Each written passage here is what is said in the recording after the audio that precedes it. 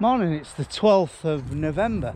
Quite a bite in the air. It's, yeah, weather's changed. It's been very mild and there hasn't been a ground frost, but it feels like there could be. It's quite a chill. But yeah, I'm just down at our last field to drill. And there's problem areas, like there's a little bit of a low area here, a low area over there, a bit what's total right off over there, like I showed you the other day. But I think we've got a few jobs at farm among cattle and one thing and another, and pigs, and we're putting a roof on, so I just want to do a little bit more at that. And I think this afternoon we're going to get here with a trailer load of seed and make a start. But yeah, dried out. I mean, I don't think it's going to get any drier really. And at weekend there's a few more showers forecast, so I think we'll tick the box. But I was just admiring Chris's next door. Christ, whoever's drilled that's made a good job. I don't know what drill Livo runs, but it looks fantastic. It really does. But it can be wet. All this land can be wet. It's quite low. It's not very well drained. And yeah, it can stand a lot of water in there. So let's hope sort of winter's kind to us, because our two next door, what we've already drilled, they're coming out fantastic. There's no problems there. And yeah, if we can tick 90% of this one off, we've had a good drilling time really.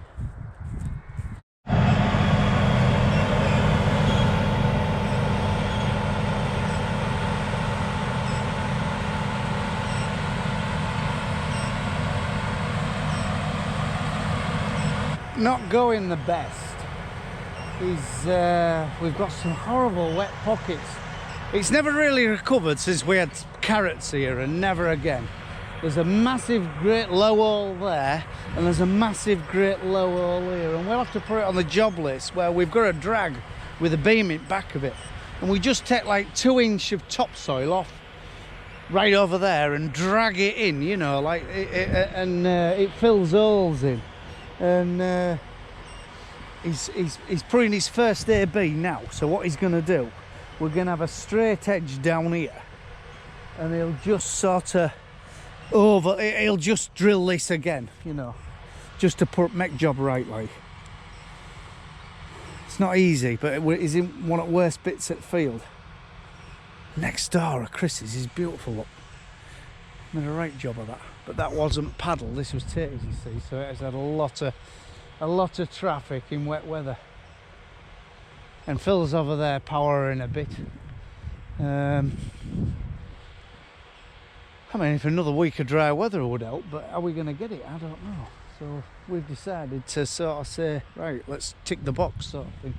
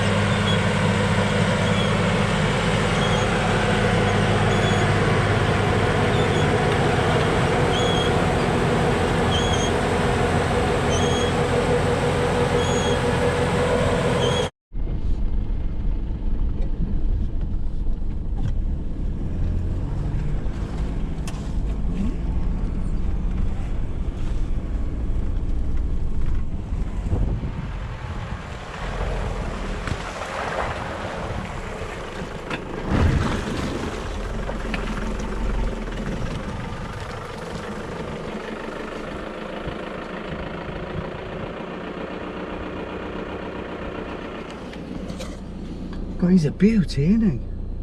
A white cock pheasant. Should we get a better look at him?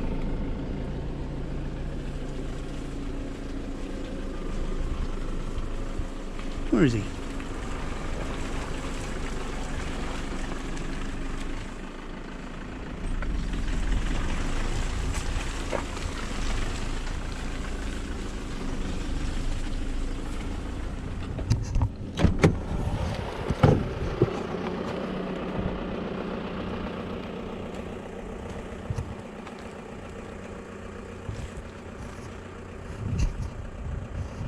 He must have legged it across the back.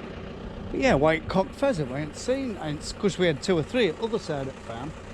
But he's a new boy in town. So yeah. Right, I'm gonna go get Digger going because we've got problems again. Hey, there's another one over there, look. Can you see? Another one over there.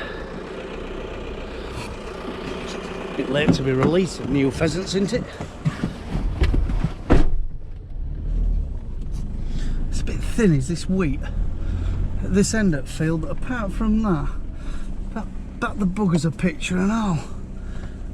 We've got a fantastic look on all our winter corn. Oh, apart from one field is very thin, but everything else, it looks really good.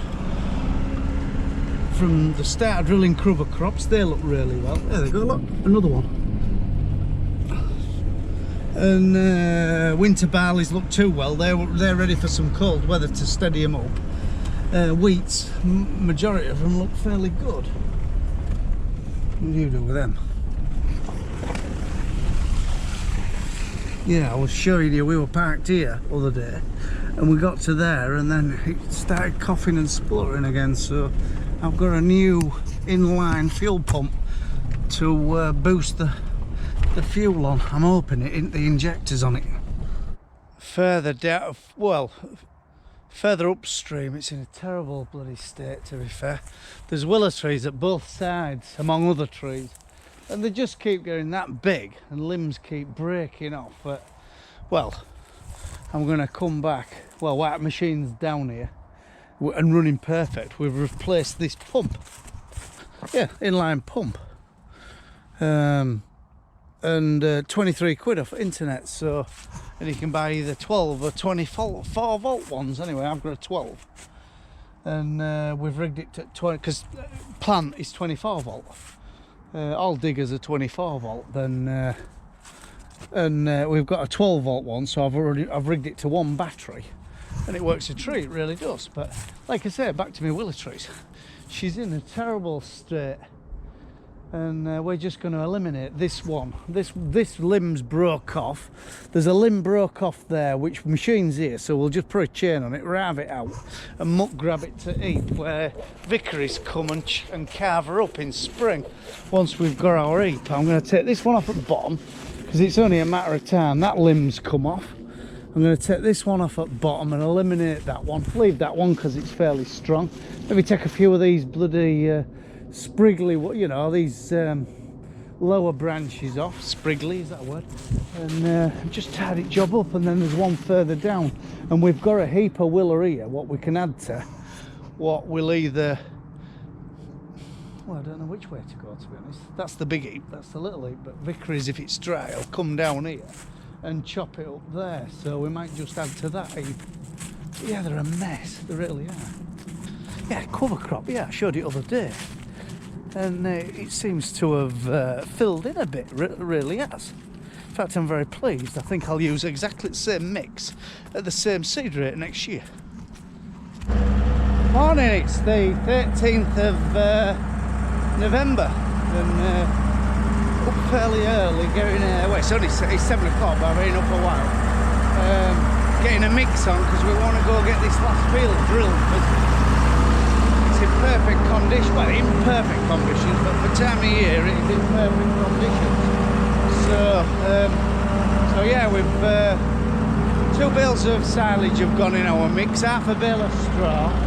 What we're putting in now is a stuff called Loch Lomond Gold. It's a byproduct from whiskey distilling. Much more into before. Just stay there for a minute.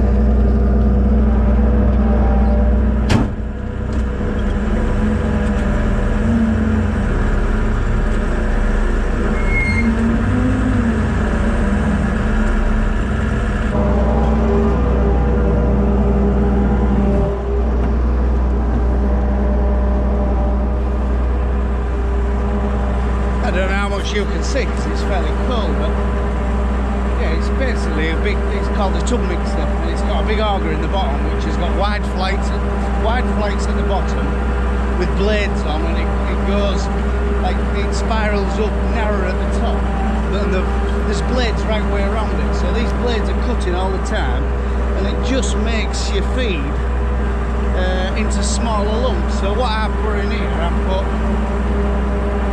a bale of wheat silage. What we had some wheat full of blackgrass, so we whole cropped it, very juicy, and a bale of real juicy, good quality silage, what was testing about 15% protein. And what goes in there, extra 2 buckets, that's alright, 2 buckets of barley, and then probably about 150 litres of hot warm gold, and then the relevant concentrates from DB Agriculture. Or about 3 bags of concentrates in there. We're a little bit maybe slim on there, but it seems to be working. Our efforts, which we've only got our efforts on it, we haven't got the bullocks on it. And I'm looking at both, thinking the efforts are seem to be getting fitter quicker. So I think it's the answer. But we're playing, we're experimenting this year with because it's only the first year we've had a tough mixer. So yeah. We'll leave that going for about another, I don't know, half an hour, and then it just sort of drive down the troughs and feed it straight into the troughs over there. We get our minerals off DB Agriculture, local firm. They're only down the road at Allothorpe as crow flies, about 2 miles that way, but I think it delivers all over the country. And they're a 60% protein mineral, and I'll call B60, and yeah, it's rocket fuel. Everybody uses it round here. A right good product. Yeah, we put 2 or 3 in a mix, depending on how big the mix is. But yeah, usually 2 or 3 bags, 4 stone, so 75 kilo in a big mix, 50 kilo in a little mix.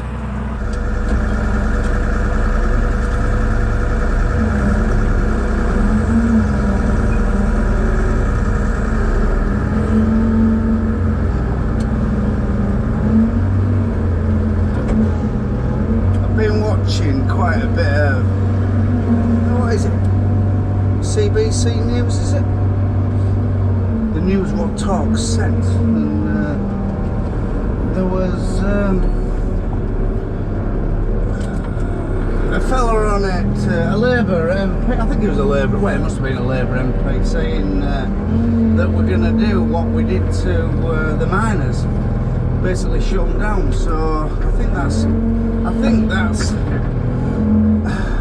seems to be what the Labour government want at the moment. I mean, can we import all food? Is that possible? I mean, we've knackered our industry. I mean, to be fair, I've said it for a long while. You can nearly knock great off Great Britain, can't you? What's going on? Because it's just a shower of shit at the moment. I mean, we've got we don't make a wagon. Steel industry's nearly gone, hasn't it? We don't make a wagon, we don't make a car. Well, we make a car, but Aston Martin, you can't really, it's not exactly a Ford Focus, is it? You know, a run-of-the-mill car. Our industry's just been totally doomed by, yeah, we may be front runner in the environment, bloody slot, but America, China, India, they don't give a shit about that, and their economies are going to take over. You know, unless, yes, we have to have a bit of a care for the world, but we also have to keep the country going. And just at the moment, I don't know where we're ending up. And I think as farmers, I think we need to fight. We need to fight to overturn this shower of shit, because I don't know.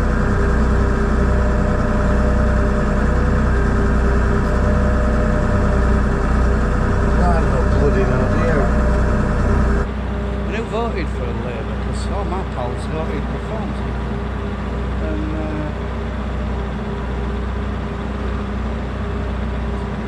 and I honestly think if you don't work for the reason that you can't be bothered, you don't have a vote.